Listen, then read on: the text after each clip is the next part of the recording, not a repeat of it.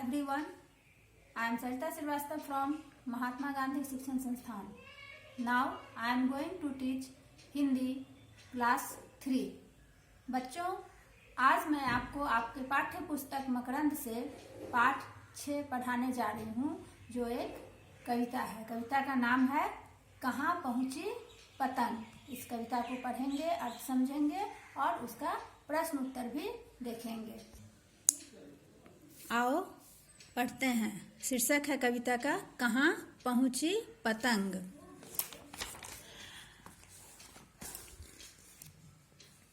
बांध गले में लंबी डोर, आसमान में करती शोर, नाचे ऐसे जैसे मोर, मटकी मटकी मेरी पतंग।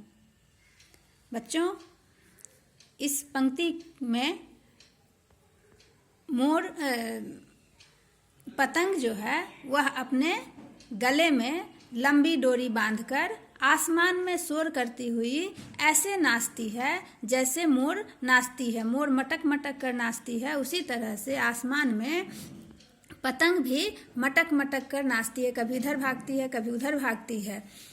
सबसे आगे रहना चाहे, काट सभी को बढ़ना चाहे, गले मिले पर लड़ना चाहे, भटकी भटकी मेरी पतंग। पतंग सबसे आगे, सब पतंगों से आगे रहना चाहती है। वह पतंगों को काटकर आगे बढ़ना चाहती है। गले मिलकर भी वह लड़ना ही चाहती है, गले मिलना ही उसका लड़ाई होता है और वह इधर से उधर भटकती हुई मेरी पतंग आगे बढ़ती है। लड़ी भिरी तो मिल गया फल, निकल गए रस्सी के बल, गिरकर पेड़ की डाली से अटकी अटकी मेरी पतंग।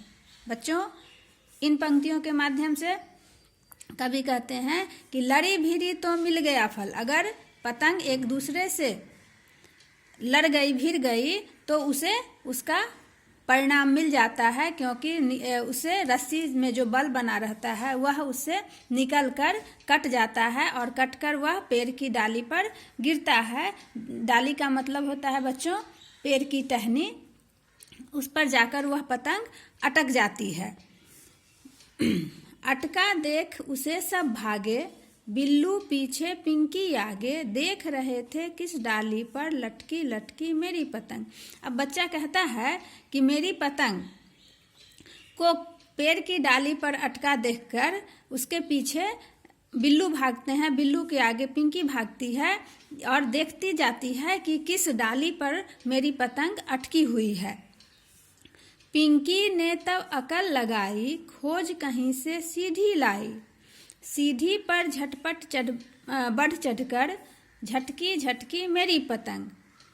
झटपट का मतलब होता है बच्चों जल्दी से। अब पिंकी सोच रही थी कि वो तो पतंग डाली पे अटकी हुई है, अब इसको कैसे हम उतारेंगे। तो उसने अपनी अकल लगाई, अपना दिमाग लगाया और जल्दी से एक सीढ़ी लाकर पेड़ पर लगा दिया और उस सीढ़ी पर से जल्दी जल्दी चढ़कर उस पतंग को झपट लिया, उस पतंग को खींच लिया। झटकी मतलब आगे अपनी तरफ खींच लेना, खींच लिया।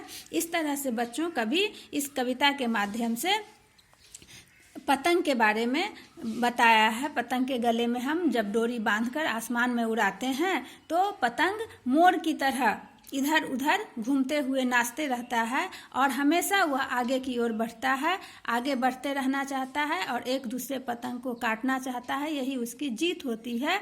कभी वह अगर किसी पतंग से भिड़ गया तो उसका फल उसे मिल जाता है, वह दूसरे पतंग को काट देता है और वह कटी हुई पतंग जाकर पेड़ की डाली पर गिरती है और बच्चे उसके पीछे पीछे भागते हैं उस पतंग को लेने के लिए। तो बच्चों, इस कविता का मुख्य उद्देश्य जीतना ही नहीं है, जीतने के लिए चाह रखना ही सब कुछ होता है। अब हम आओ बच्चों इसके प्रश्न उत्तर को देखते हैं। इसमें बच्चों पहला प्रश्न दिया हुआ है कि कौन सा वाक्य सही है और कौन सा वाक्य गलत है। क में है पतंग मोर की तरह नाच रही है, सही है। ख, पतंग बेजुबान है फिर भी यह आसमान में शोर करती है, यह भी सही है क्योंकि वह बोल नहीं पाती है, लेकिन जब हवा से टकराती है तो सन सन की आवाज आते रहती है। ग, पतंग आसमान में दूसरी पतंगों से गले मिलती है। तो यह भी सही है।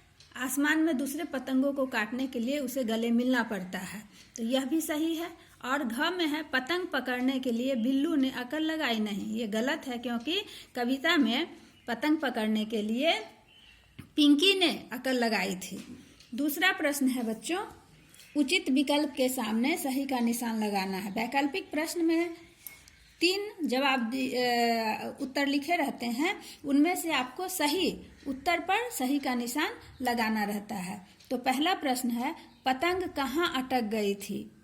पहला जो है क, खिड़की पर, घर की खिड़की पर, खंभे पर या पेड़ की डाली पर। तो इसका सही जवाब होगा, यहाँ टिक लगाएंगे, हम सही का निशान लगाएंगे पेड़ की डाली पर। लंबी डोर से कौन बंधा है? कागज की नाव, कागज का हवाई जहाज या पतंग? तो लंबी डोर से पतंग बंधा है। गांव में है, पिंकी क्या खोज कर लाई थी? पतंग, सीढ़ी या गेंद? तो पिंकी सीढ़ी खोज कर लाई थी। अब बच्चों, कविता में जो हमने अभी पढ़ा उसमें 16 पंक्तियां दी हुई हैं, उसमें से उन 16 पंक्तियों में जो 4 पंक्तियां आपको अच्छी लगे उन्हें आपको यहाँ पर लिखना है। जैसे पहली 4 पंक्ति दिया हुआ है कि बांध गले में लंबी डोर, आसमान में करती शोर, नाचे ऐसे जैसे मोर, मटकी मटकी मेरी पतंग। यह भी बहुत सुंदर लाइन है, बहुत अच्छा लाइन है। अगर आपको यह लाइन 4 लाइन पसंद है, 4 पंक्तियां पसंद हैं, तो ये आप यहाँ पर आप इसको लिख सकते हो, लेकिन ये आपको अच्छा लग रहा है वही लिखना है। अब प्रश्न है, निम्नलिखित प्रश्नों के उत्तर लिखना है। प्रश्न क है, पतंग कहाँ नाचती है? तो क्या लिखेंगे बच्चों कि पतंग आसमान में नाचती है। इस तरह से हम जवाब लिखेंगे। ख है कि इस पंक्ति में पतंग के नाचने की तुलना मोर से क्यों की गई है? तो बच्चों, इस कविता में पतंग की तुलना मोर से इसलिए की गई है कि मोर भी मटक मटक कर नाचता है, उसी तरह से पतंग भी आसमान में कभी इधर कभी उधर, कभी ऊपर कभी नीचे आकर नाच करता है, इसीलिए उसे मोर से तुलना की गई है। तो जवाब क्या लिखेंगे कि क्योंकि पतंग भी आसमान में मोर की तरह मटक मटक कर